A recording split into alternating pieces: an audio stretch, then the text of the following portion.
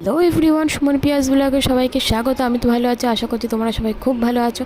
আজকে বানাচ্ছিলাম হচ্ছে কেক। তো এটা আমি আগেও বানিয়েছিলাম আমার দিদির জন্মদিনে, তো ভিডিওটা তোমরা দেখতে থাকো।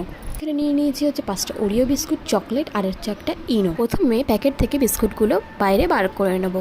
তারপরে ওগুলোকে আস্তে আস্তে করে একটা চাকু বা একটা চামচের সাহায্যে ক্রিমগুলোকে বার করে নেব। তো ক্রিমগুলো বার করার পরে তো আমাদের একটাই কাজ, যেটা হচ্ছে মিক্সিতে পেস্ট করা। তো মিক্সিতে পেস্ট করে আমি চলে এসেছি এখানে। মিক্সিতে পেস্ট করার পর দেখতে হয় ভালো করে মিহি হয়েছে কিনা। আমরা এখানে নিয়েছি হচ্ছে 2 কাপ দুধ দিয়ে ভালো করে এই পেস্টটাকে মিশিয়ে নিয়েছি। তোমরা চাইলে পরিমাণ বাড়াতে পারো। যেহেতু আমি 5টা বিস্কুট নিয়েছি তার জন্য আমার এখানে পরিমাণটা অল্প নিয়েছিলাম। তো তারপরে এর মধ্যে দিয়ে দিয়েছি হচ্ছে চিনিটা তোমরা স্কিপ করতে পারো। আর দিয়েছি হচ্ছে ইনোর বদলে তোমরা বেকিং পাউডার ইউজ করতে পারো। তারপরে আমরা হচ্ছে গ্যাস জ্বালিয়ে চুলোর মধ্যে চাপিয়ে দিয়েছি হচ্ছে একটা স্ট্যান্ডের ওপর দিয়ে দেবো হচ্ছে ব্যাটার করা এই কেকটা। ও হ্যাঁ, অবশ্যই কেকের বাটির মধ্যে তেলটা মাখাতেই হবে। পালা বিস্কুটের ক্রিমে, তো বিস্কুটের ক্রিমটার মধ্যে 1 চামচ দুধ দিয়ে এটাকে ভালো করে পেস্ট করে এইভাবে করে নিতে হবে।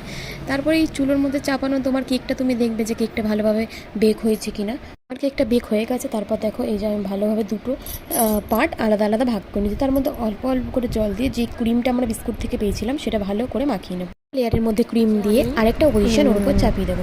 আর হ্যাঁ, আমি এখানে ইউজ করছি সুগার সিরাপ, তোমরা চকলেট ইউজ করতে পারো। ওরা কী বলে, তারপর দেখো আমি কী করেছি। ভাঙতে না ভাঙতে এরকম গলে গেছে, আর ভাঙতে পারিনি, তাই এরকমভাবেই দিয়ে দিলাম। দেখে অতটা ভালো না লাগলো, ভিতরে তো হয়তো ভালো লাগতে পারে। हमारे तो जन्मदिन है। আমাকে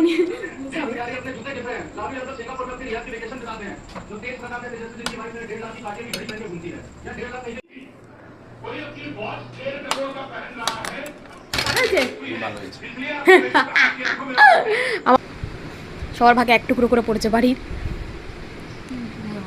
ভালো আছে। তো ভিডিওটা এখানেই শেষ করলাম। ভিডিওটা ভালো লাগলে অবশ্যই লাইক, কমেন্ট, শেয়ার আর সাবস্ক্রাইব করতে একদম ভুলবে না। তো আজকের মতো টাটা।